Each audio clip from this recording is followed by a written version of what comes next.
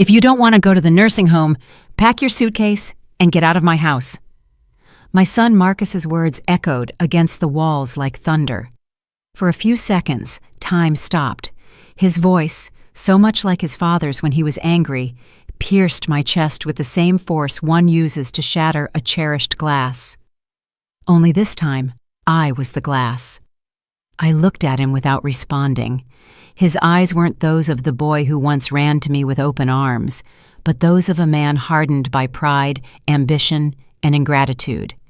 Standing behind him, Tiffany, his wife, watched with her arms crossed, that icy smile always fixed on her face when something pleased her. "Come on, Marcus," she said. "Don't make this more difficult. Your mother will understand. She can't live alone anymore." Your mother, that's what she called me. Not Mama, not my dear old Ellie, just your mother. As if I were a burden, a broken piece cluttering up her immaculate house. I stayed silent, not out of fear or resignation, but because I knew speaking would be useless. I had spent too many years screaming in silence, begging for love with my eyes, hoping for gratitude in a home that was no longer mine.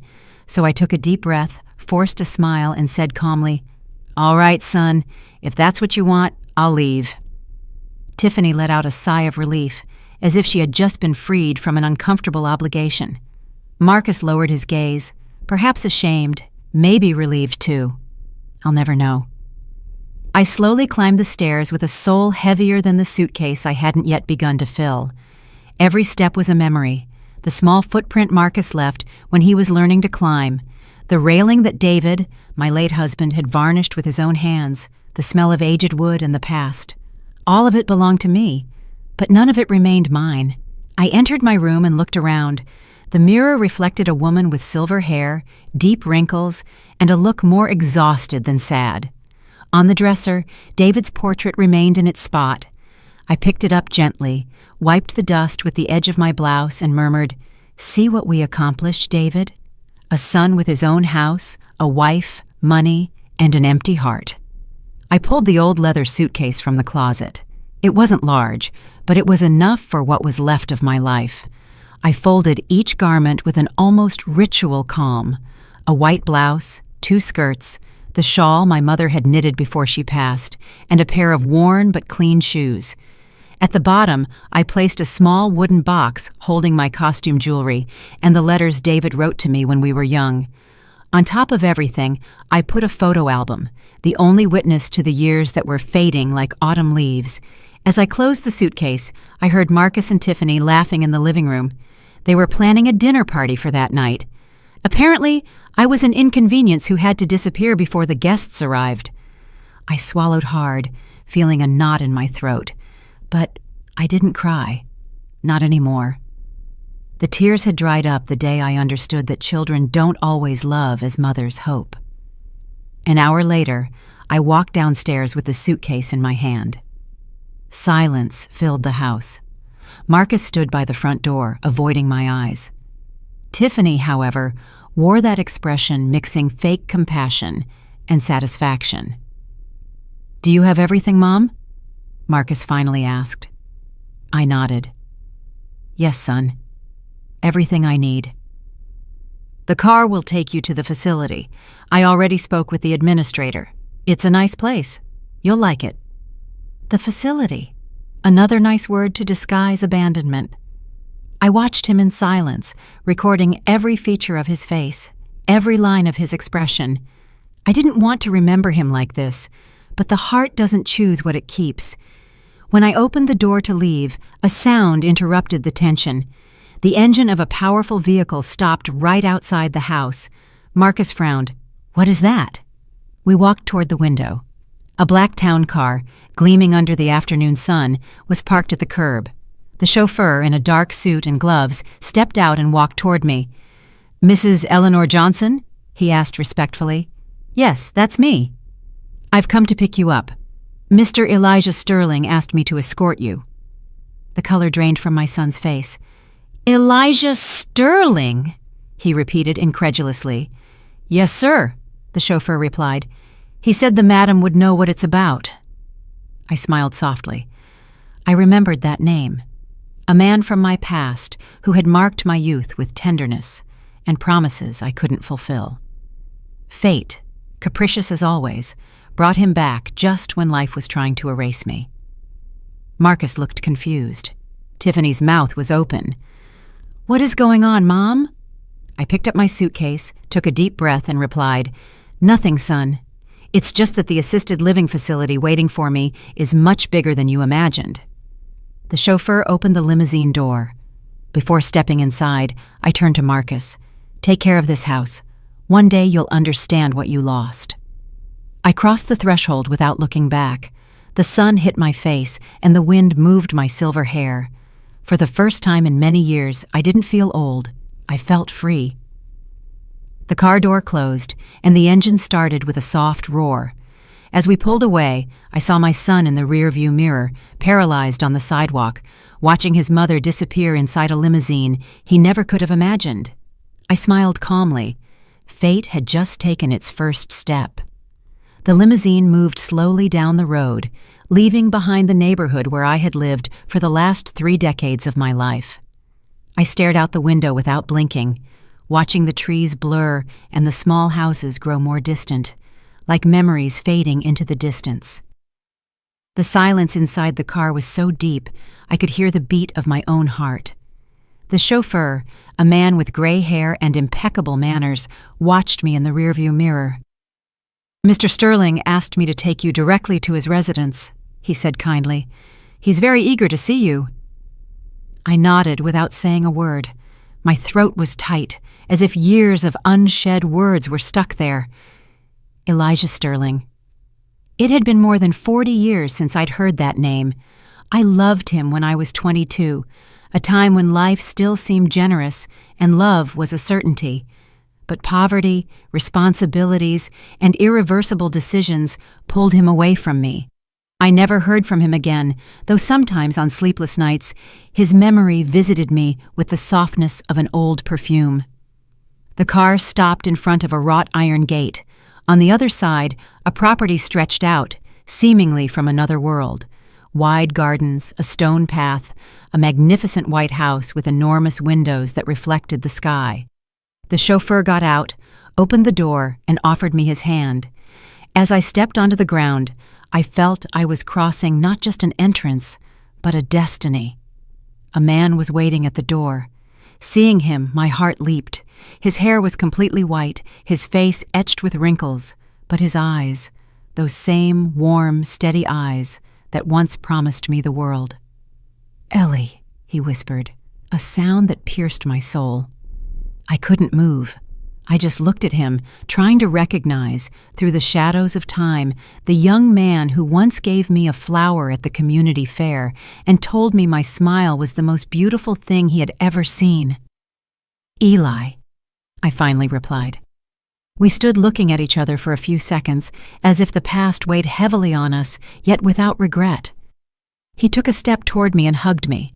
Not a hug of passion, but one of recognition, the kind that says, "Finally."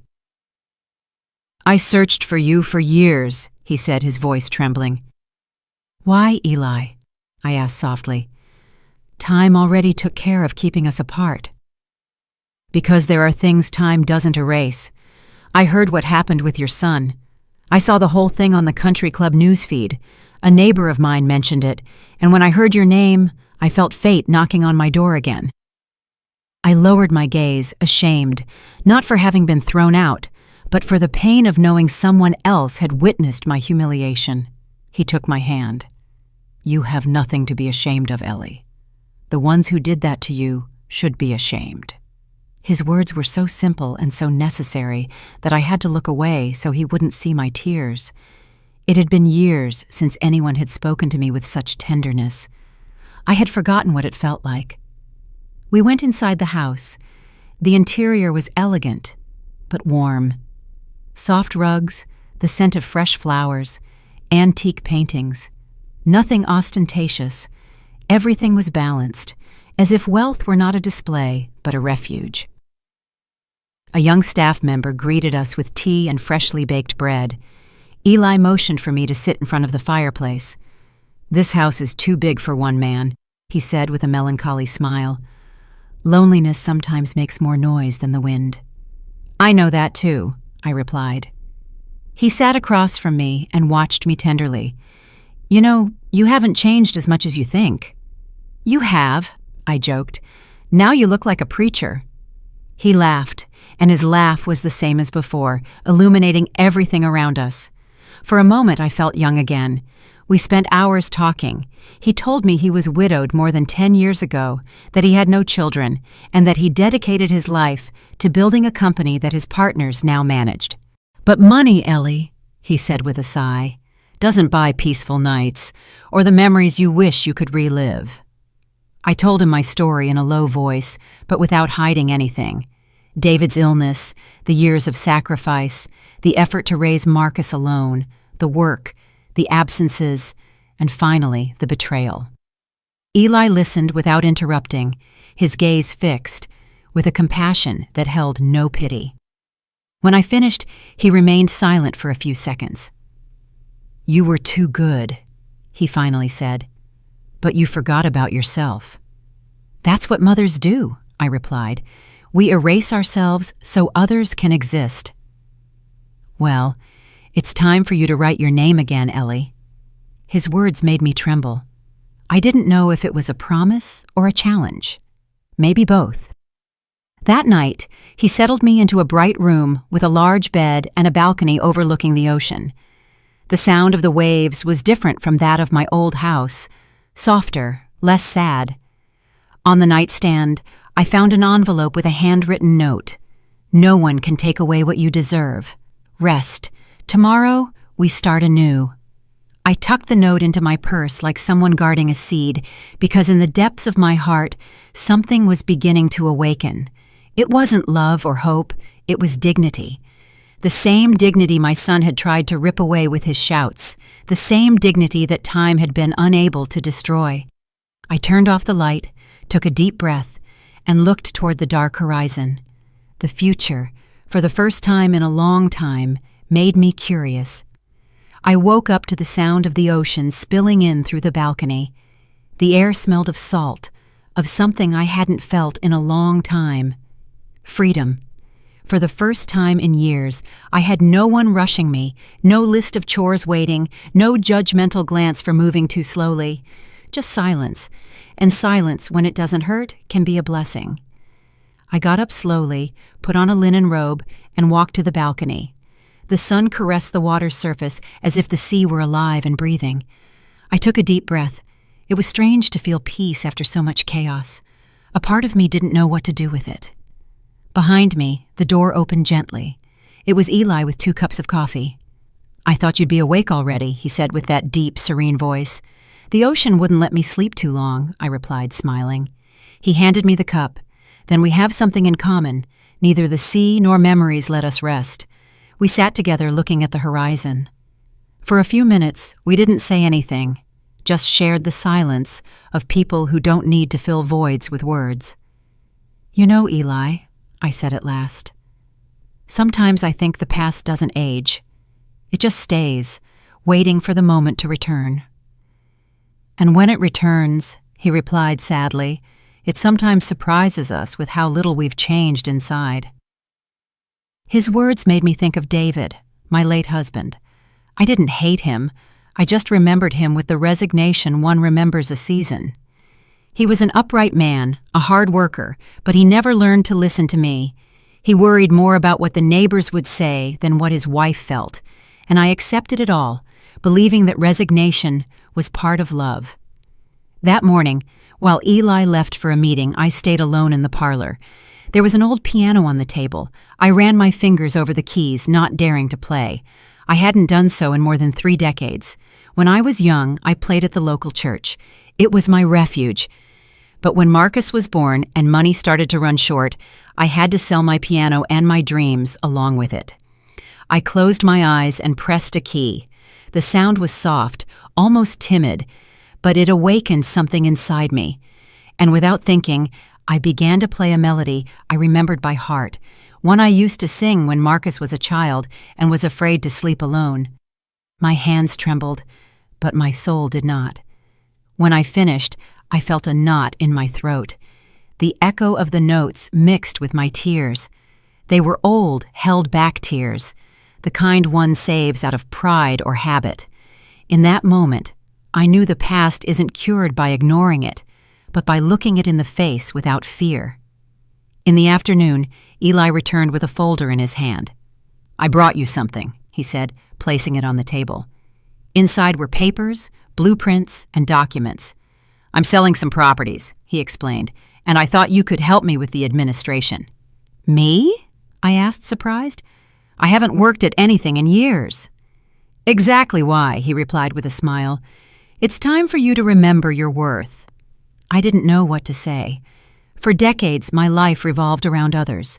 Thinking about myself felt almost selfish, but there was something in the way he looked at me, something that made me believe I still had strength. That night, after dinner, I went up to my room with the folder tucked under my arm. I sat at the desk and began to read. The words, property, land, value, seemed written in another language. But little by little, my mind began to wake up.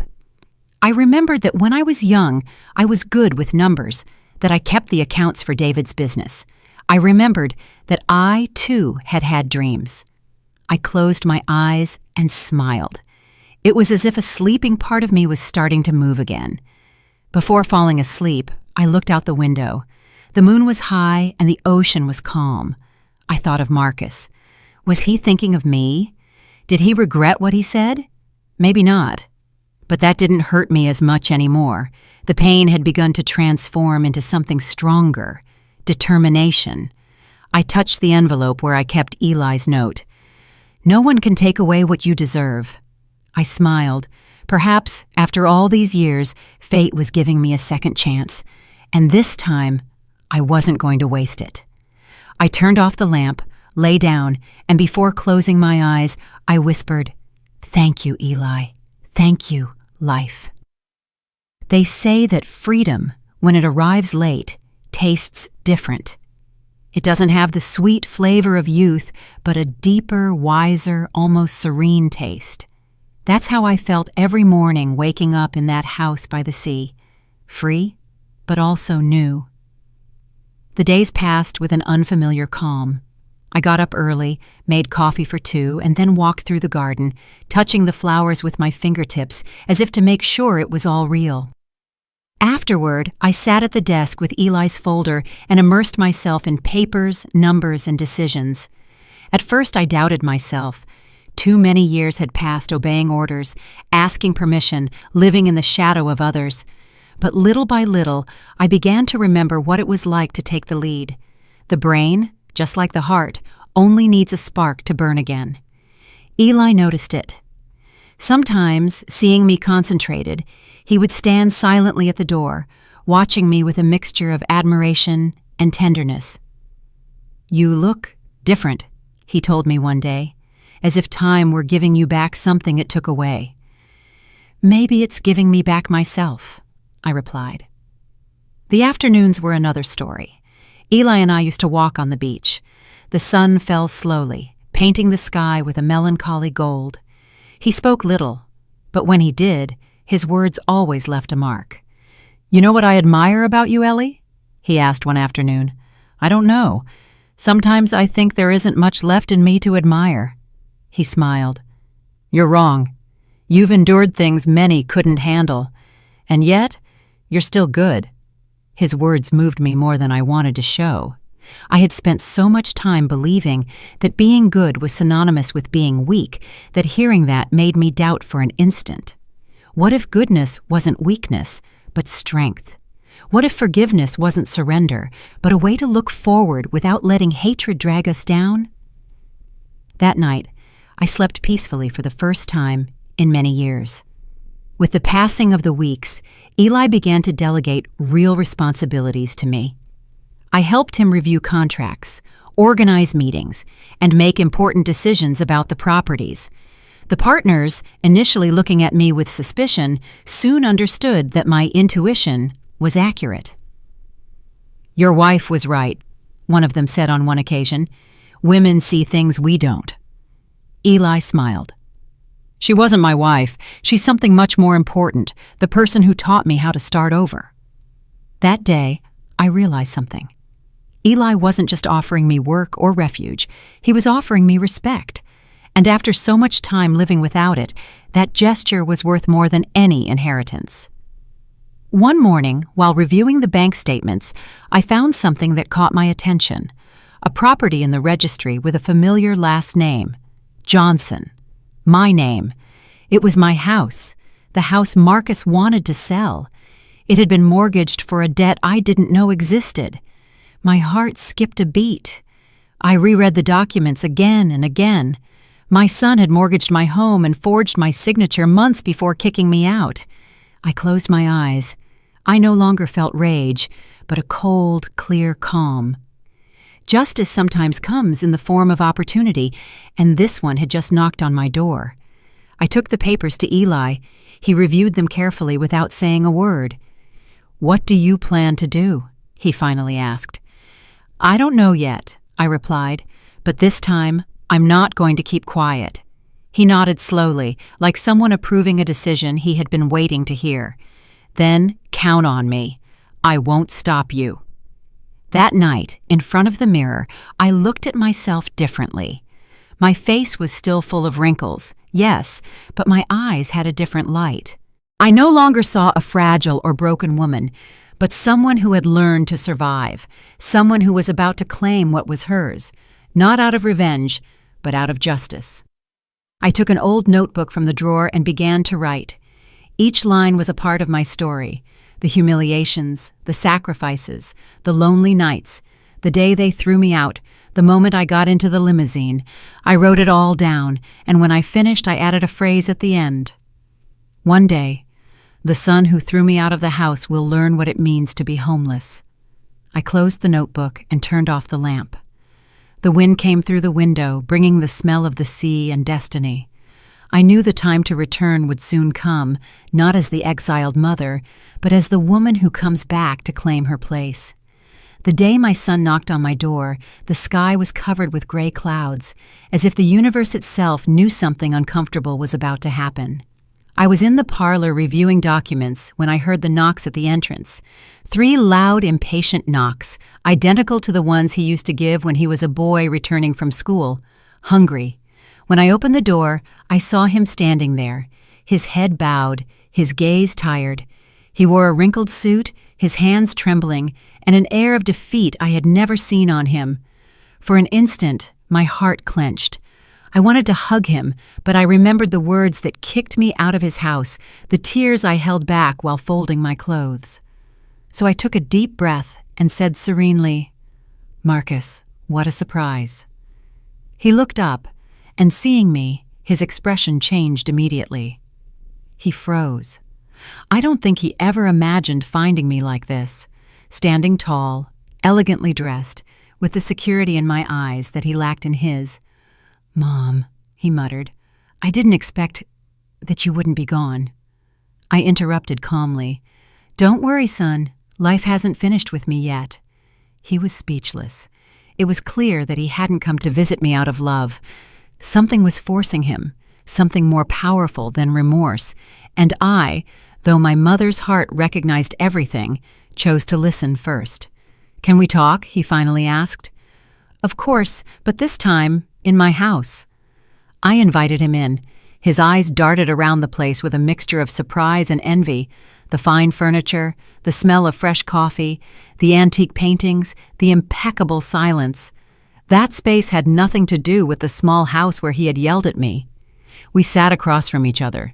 For the first time in a long time, the power was on my side. "Mom," he began, "I know I have no right to ask you for anything, but I'm going through a difficult time." "Oh, really?" I asked softly. "And when in your life were you not, son? You've always been an expert at turning your decisions into my faults." He bowed his head. The silence between us was so heavy, you could hear the ticking of the clock in the dining room. "I lost my job," he continued. "Well, Tiffany left, and I'm complicated with some debts." "Complicated," he said. That elegant word hid the truth I had already discovered. The mortgage, the forgery, the betrayal. "And what do you expect from me, Marcus?" I asked firmly. "I thought that maybe you could help me even for a while." "Help you?" I repeated, savoring the irony. "Like you helped me when you threw me onto the street?" He didn't respond. His eyes welled up. For a second, I thought his remorse was real, but the heart, once wounded, learns to recognize falsehood. "Mom," he said at last, in an almost pleading voice, "I made mistakes, but I'm still your son." "And I'm still your mother," I replied calmly. "The difference is, I've learned not to allow anyone to disrespect me, even if they share my blood." He stood up abruptly. "Then you're going to deny me your help? After everything I did for you?" I smiled. "For me? Do you want us to make a list, Marcus? Because if we're talking about sacrifices, mine begins the day you were born." His silence was my victory. At that moment, Eli entered the parlor. He wore a gray suit and carried a folder in his hand. "Excuse the interruption," he said politely, "but I need to review some partnership documents with Ellie." Marcus looked at him with wide eyes. "Partnership?" "That's right," Eli responded calmly. "Your mother and I are partners in several projects." My son's face contracted. I couldn't tell if it was astonishment, jealousy, or pure rage. "You? Partners?" "Yes, son," I replied with a calm smile. "It turns out life gave me a second chance, and I took it." Marcus couldn't believe it. His lips moved, but no words came out, and in that instant, I realized his pride was broken. Eli placed the folder on the table and looked at me. "When you're done here, we'll review the numbers." "Of course, Eli. Thank you." When he left, Marcus looked at me with a mixture of anger and confusion. "What is all this, Mom? Why didn't you tell me anything?" "Because you didn't need to know. You turned your back on me. I didn't need your approval to get back on my feet." He clenched his fists. "This isn't going to end here." "No, of course not," I replied. "This time, things are going to end as they should." I stood up and walked toward the door. "You can go, Marcus. I have nothing to offer you except advice. Never humiliate someone who knows how to wait." He opened his mouth to reply, but didn't. He left without saying a word. When the door closed behind him, silence filled everything again. But this time, it wasn't a sad silence. It was the silence of justice beginning to take shape. I looked out the window. In the distance, the sea continued its course, unyielding, serene, eternal, and I knew fate still had scores to settle. When I decided to invite them for dinner, I didn't do it out of nostalgia or reconciliation. I did it for justice. After all, some wounds only close when you look them in the eye. Eli hesitated at first. "Are you sure you want this, Ellie?" he asked worriedly. "You don't have to face them if you don't want to." "I don't want to face them," I replied. "I want them to look at me and see what they tried to destroy and what they couldn't." And so, a week later, the main dining table was set like never before, white linen, tall candles, crystal goblets, and a meticulously prepared dinner by the private chef. I wore a dark blue dress, discreet but elegant, and a silver brooch that belonged to my mother. That night, more than a hostess, I felt like a queen receiving two vassals who didn't yet know their power was over. At 8 o'clock sharp, the doorbell rang. The butler opened the door and announced in a neutral voice, "Mr. Marcus Johnson and Mrs. Tiffany." They both walked in, arm in arm, she, as always, impeccable and haughty, with a forced smile, he, nervous, looking around, uncomfortable with so much opulence. "Mom," Marcus said, "thank you for inviting us." "Don't thank me," I replied softly. "Families should see each other once in a while, if only to remember where they came from." We sat down. Eli was beside me, calm, with that impenetrable look he used when something important was about to happen. The atmosphere was tense, though appearances concealed it well. Tiffany feigned interest in everything around her, the lamps, the china, the paintings. "What a beautiful home," she said admiringly. It must be a relief for you to have someone taking care of you, Mrs. Johnson. Her smile was as sharp as a knife. I don't need anyone to take care of me, Tiffany, I countered. I just needed someone to remind me who I was. She laughed, but her laugh sounded hollow. Eli intervened calmly. Ellie doesn't need care. In fact, she helps me with everything. We're partners, you know. Silence fell like a stone in water. Tiffany blinked in surprise. Partners? That's right, I replied, looking directly into her eyes. We work together in the real estate business. In fact, several of the largest contracts are in my name. Marcus looked at me with a mixture of confusion and wounded pride. I didn't know that. You didn't need to know it, I retorted. Some things are only shared when someone proves they deserve them. The dinner progressed with forced courtesy. I spoke little, observing. Eli, on the other hand, guided the conversation with elegance. He asked them about their business, their lives, their plans. Tiffany responded with half-truths. I knew her well. Her words were like expensive perfumes, pleasant on the outside, toxic on the inside. Midway through dinner, Eli stood up and said, Before dessert, I have an announcement to make. We all looked at him. He took my hand delicately and spoke in a firm voice. I've decided to retire permanently, and I want to leave all my legal and financial affairs in the hands of someone I completely trust, Eleanor Johnson. The silence was absolute. I could hear the beat of my own heart. Tiffany choked on her wine. Marcus looked stunned. What? He managed to say. You're going to leave everything to her? Eli smiled. I'm not leaving her anything, Marcus. She earned it. She has shown admirable intelligence and strength. And, he looked at me tenderly, I have something you lost. Respect for her. Tiffany shifted in her chair, pale. Marcus stood up abruptly. This is insane. No, I replied in a low but firm voice. The insanity was thinking you could humiliate me and that the world would applaud you. He looked at me with anger, but behind that anger was fear. Tiffany tried to intervene, but I directed a look at her that stopped her. Relax, Tiffany. There's nothing you can say that will change what is already done. Eli excused himself for a few minutes, leaving us alone. Marcus leaned his hands on the table. Why are you doing this, Mom? To humiliate me? No, son. To teach you. To teach me what? To not despise the person who gave you life. He stared at me with a frown, as if he were suddenly seeing me for the first time. His voice cracked. I just wanted to make my own life. And you did, I replied, at the cost of destroying mine. But I don't blame you. I forgive you. His eyes filled with tears. For a moment, he looked like the boy who once asked me for help with his homework, but it was too late. The damage was done, and the lesson had been learned. Tiffany stood up, offended. We don't need this, Marcus. Let's go. Yes, I said, smiling. Go, but remember something. This house doesn't belong to me or Eli.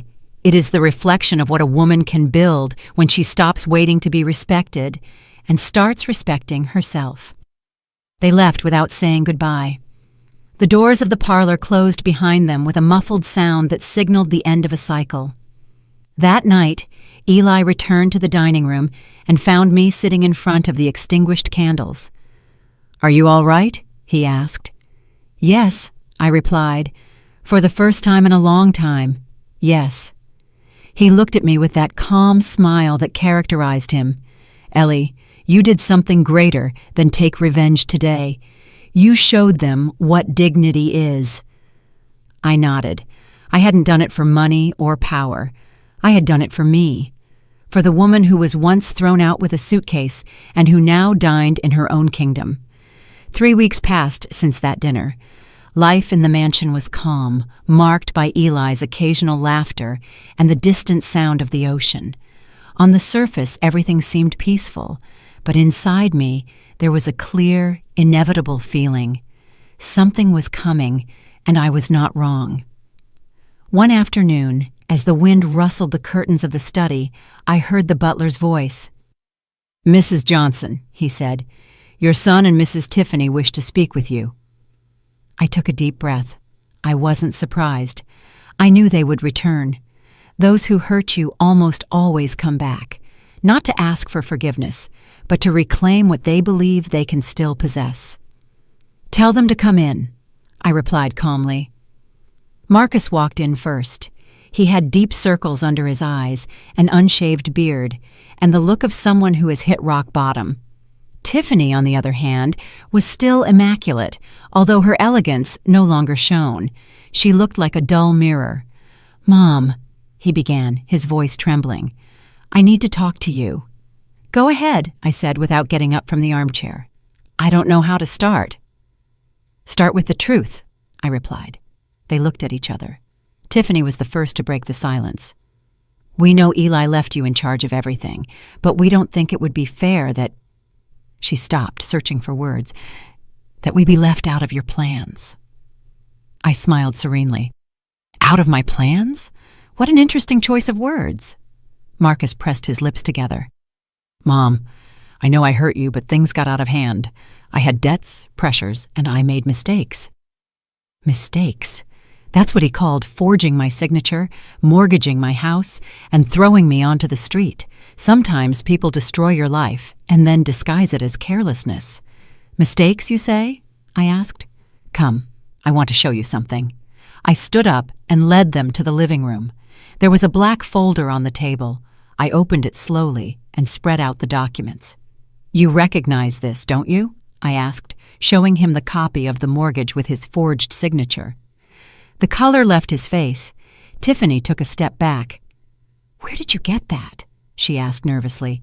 "From your hands," I replied. "Or rather, from yours, Marcus." He started to sweat. "Mom, Easy," I interrupted him. "I'm not going to report you. I won't do anything to send you to prison, not because you don't deserve it, but because it would be a waste of time. Your biggest punishment you already have, living while knowing who you are." Tiffany tried to maintain her composure. "This is all a misunderstanding. Marcus didn't mean to hurt you." "And neither did you, I suppose," I replied. "Even though I perfectly remember your laughter when they were throwing me out of my own house." Her eyes filled with fury. "You were a burden." "And you were an unwelcome guest," I retorted.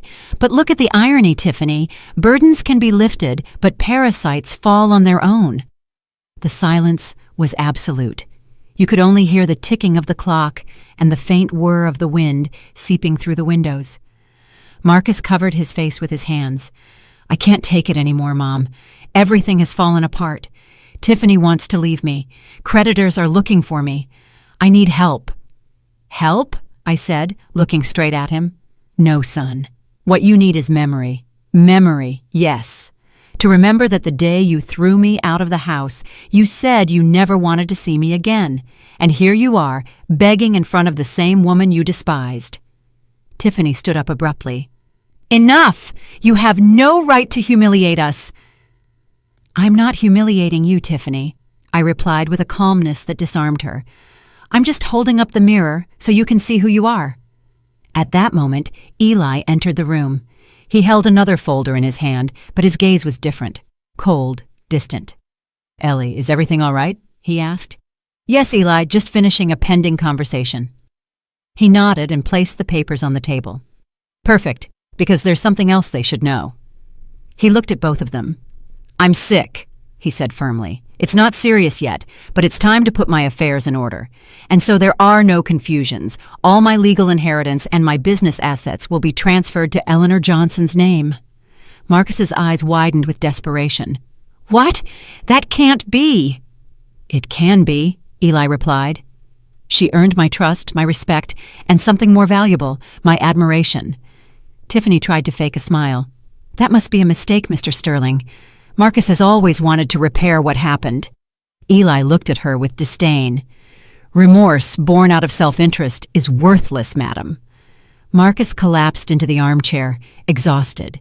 For the first time, I saw him without masks, just a lost, empty man who no longer knew whom to blame. I walked over to him, put my hand on his shoulder, and whispered, "I warned you, son. Houses are built with love, not with selfishness.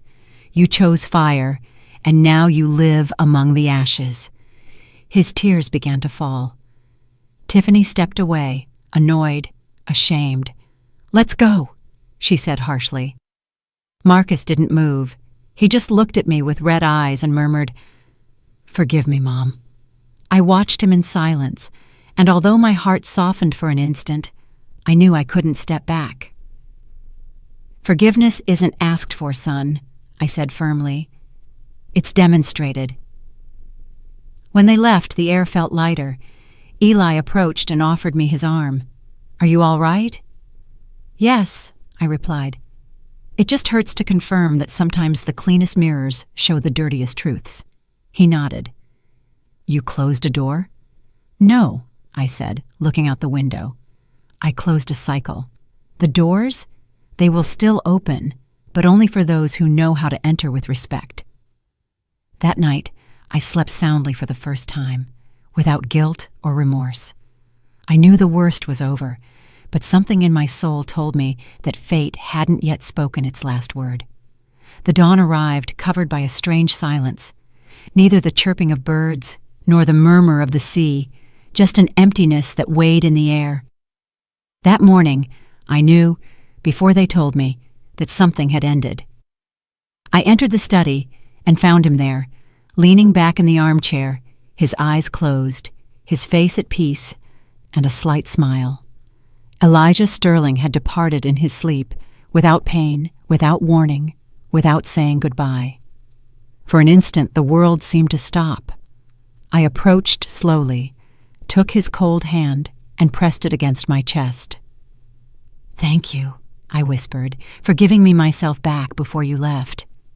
The tears came on their own, but they weren't tears of sadness. They were of gratitude, because he didn't leave me alone, but filled with strength, with dignity, with a new life. The attorney arrived at noon. His face was serious, his tone precise. "Mrs. Johnson," he said, "Mr. Sterling left a clear will. All his assets, properties, and shares legally pass to your name. There are no possible challenges." I nodded silently. I felt no joy, only an immense responsibility. True love is not measured in inheritances, but in what one leaves in the other person's soul. The news spread quickly, and it wasn't long before the person who most feared hearing it arrived, my son Marcus. He came that same afternoon, sweating, his shirt unbuttoned, his eyes red with rage. He burst through the door without knocking. "So now all this is yours," he said, almost shouting. "The old man's entire fortune, too." I looked at him in silence. Not a word, just my calm, the calm that always drove him crazy. "Answer me, Mom," he insisted, hitting the table. "You don't know how to handle that money. It doesn't belong to you." Then I rose slowly, walked over to stand in front of him, and looking directly into his eyes, I told him in a low but firm voice, "Do you realize what you just said? It doesn't belong to me. That's what you said about my house, my life, my dignity. But look, son, life comes full circle, and now you're in the place where you left me." He took a step back. His lips trembled. "I only wanted the best for everyone," he mumbled. "No, Marcus, you wanted the best for yourself." I walked to the window.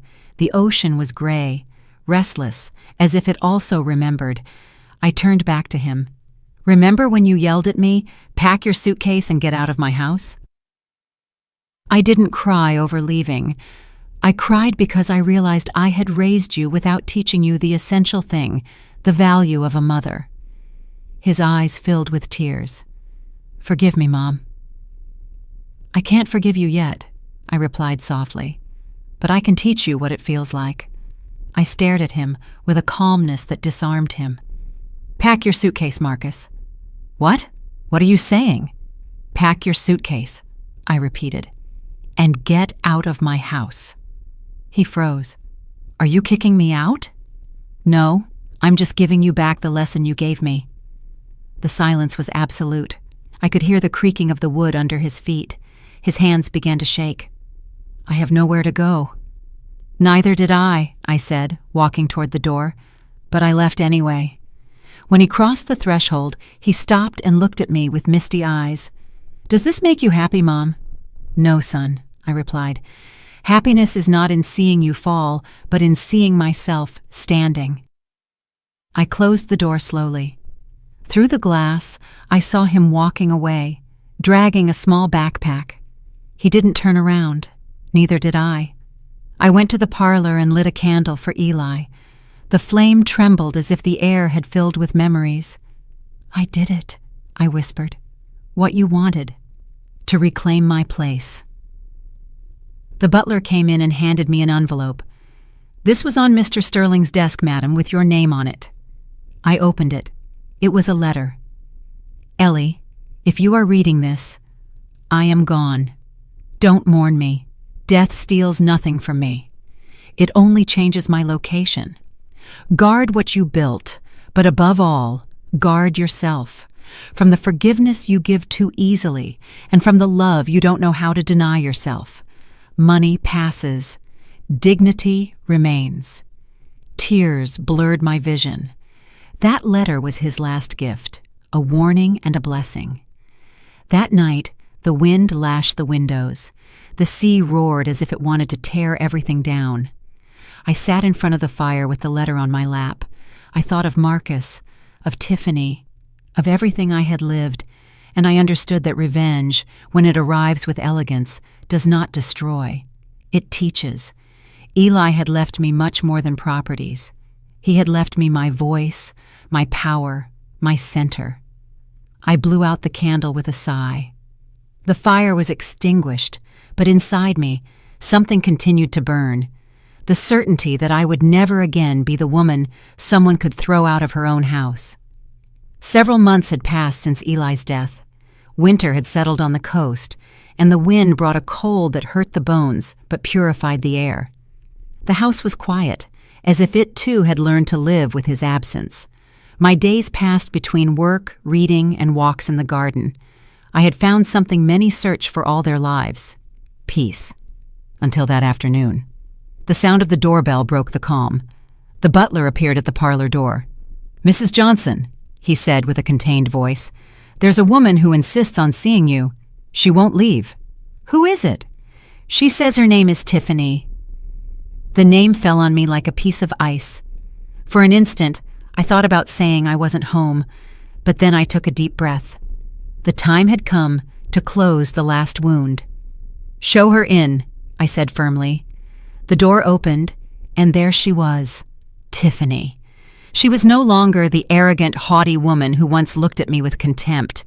Her face was haggard, her makeup poorly applied, her hair neglected. She wore a worn coat and empty eyes, devoid of shine, devoid of arrogance. She was barely a shadow of herself. "Mrs. Johnson," she said in a thread of a voice, "forgive me for coming without calling." "Don't worry," I replied calmly. "Come in." She walked in slowly, looking all around as if she couldn't believe the same woman she had tried to erase from the map now lived in a place like this. We sat across from each other. I was in my usual armchair. She was on the edge of hers, nervous. "I need your help," she began without preamble. "Marcus is missing. He left weeks ago. He had problems with dangerous people. He lost everything, including the house. And she broke off, "I have nowhere to live." The silence became dense. I watched her without saying anything. Every word she spoke was like a piece fitting into the puzzle of fate's justice. She, who had once thrown me out of my house laughing, now asked for a roof. "And what do you expect from me, Tiffany?" I asked serenely. "Just a place to stay, not for long, until I can start over." I looked at her. Her hands were trembling, her lips were chapped, her eyes were pleading. For a moment, I felt compassion, but the memory of her voice on that cursed day, "You'll ruin the pictures with your old medicine smell," came back like a slap. I took a deep breath. "Do you remember when you told me that a house was no place for useless old women?" I asked softly. "Mrs. Johnson, I was wrong. I know that." But words, like stones, leave a mark. She fell silent, her eyes filled with tears. "Please," she murmured. "I have no one else." I looked at her closely, not with hatred, but with a calmness that only years can give. Life, I thought, is a cruel but fair teacher, and this woman had already learned her lesson. I stood up slowly and walked to the window. The sea was gray, turbulent, just like that afternoon Eli died, and looking toward the horizon, I spoke without turning around. "I can't offer you a home, Tiffany, but I can offer you something that is worth more." "What is that?" she asked, barely audible. "The same advice you gave me one day, though in different words. Learn to start alone." She lowered her head in defeat. She stood up with effort and walked toward the door. Before leaving, she stopped. "You know," she whispered, "I always believed you were weak, that your silence was cowardice." I turned and looked her in the eyes. "You were wrong, Tiffany. My silence was patience, and patience always collects its price." She opened the door with trembling hands. The sea wind blew in, cold as a reminder. She looked at me one last time and whispered, "I hope one day I can forgive myself." "I hope so too," I replied, "but forgiveness must also be earned." And then she left without looking back. She disappeared down the stone path with her coat waving in the wind like a surrendered flag. I stood watching the closed door for a long time. I didn't feel joy. I didn't feel sorrow, only a strange sense of relief. It was as if a shadow had lifted from my chest after years of living there. I went to the garden. The waves crashed against the rocks, furious yet beautiful. I thought of Marcus. Where was he? Was he alive? A mother's heart never stops beating for her son, even when it has been wounded. "My Lord," I whispered into the wind, "keep him safe wherever he is, and if he ever returns, let him come with a clean soul." The wind blew harder, and in that moment, I felt something like an answer. It wasn't comfort, it was closure, because I had understood that justice, when it comes from the heart, doesn't need witnesses. That night, I lit the fireplace. The fire illuminated the walls, and Eli's portrait seemed to smile at me from across the room. I poured myself a glass of wine, sat in front of the fire, and for the first time, I thought neither of the past nor of revenge, only of the silence. A silence that, this time, didn't hurt. It was the sound of peace. Time passed without warning. The days became slower, the sea serene, and winter began to yield to spring. The house was no longer a refuge of sadness, but of calm. I had learned to live alone, without resentment, without fear, without expecting anything from anyone. But one afternoon, as the sun was setting and the sky was turning gold, the butler approached with a pale face. "Mrs. Johnson," he said, almost in a whisper, "there's someone who insists on seeing you. He says he is your son." My heart skipped a beat. My body felt numb, as if all the past had suddenly rushed into a single second. "Show him in," I said, trying to keep my voice steady. Marcus walked in slowly, but he wasn't the same haughty man who had yelled at me years ago. His face was aged, his skin pale, his steps clumsy. He carried a cane in his hand and a cough that sounded like a farewell. His sunken eyes were those of someone who had lost more than money. He had lost life itself. "Mom," he whispered. My name on his lips sounded different. There was no anger or pride, only exhaustion and a silent plea. I stood still, watching him in silence. I didn't know whether to run to hug him or remain firm. But he walked closer, fell to his knees in front of me, and began to cry. "Forgive me, Mom. Please forgive me." His weeping was real, different from other times. He cried like a lost child, and in that moment, I understood that he was no longer my enemy, but a soul defeated by his own mistakes. I leaned down, took his face in my hands, and said with a trembling voice, "I don't know if I can forgive you for everything, son, but I can love you, even if you no longer have time to change the past." He cried harder. "I've been sick," he confessed. "The doctor says I don't have much time left, and I just wanted to see you one last time." My eyes filled with tears. "Why did you wait so long?" I asked. "Because shame weighs more than pain." I helped him stand up and led him to the armchair by the fire. I poured him some tea. His hand shook as he held the cup. The silence between us was not awkward. It was necessary. Every second that passed seemed to slowly erase the shouts, the tears, the abandonment. "What happened to Tiffany?" I asked after a while. "She left the country. I never heard from her again." I nodded. Destiny doesn't forgive arrogance. But I didn't feel joy for her downfall, only pity. Marcus looked at me and smiled weakly. "You know, Mom, when I saw you get into that limousine, I hated you. Why?" "Because I knew, in that instant, that I would never be stronger than you." His words pierced my heart. I didn't know whether to laugh or cry. That's life. You spend decades waiting for recognition that only comes when you no longer need it. We spent hours talking. He told me what he lived through after I kicked him out, the sleepless nights, the failed businesses, the alcohol, the loneliness. Each story was a piece of the punishment that life had already imposed on him without my intervention. When he finished, I looked at him steadily and said, "Life took away everything you thought was yours to give you back, the only thing you forgot to take care of. Your soul." He nodded, crying again. "I just want you to know that I regret it, Mom. Not for losing the money, but for losing you." I leaned in and kissed his forehead. "You didn't lose me, Marcus. You just drifted away. But sons always come back, even if it's at the end." That night, he fell asleep in the guest room. I covered him with a blanket and sat by his side for a long time, watching his weak breathing, his serene face. It was as if time had finally caught up with him. Before closing his eyes, he looked at me and murmured, "Thank you, Mom." "For nothing, son. For not letting me hate you." When dawn broke, he was no longer breathing. His face was incredibly at peace. I took his hand, and through my tears I whispered, "Now, my son, you can rest."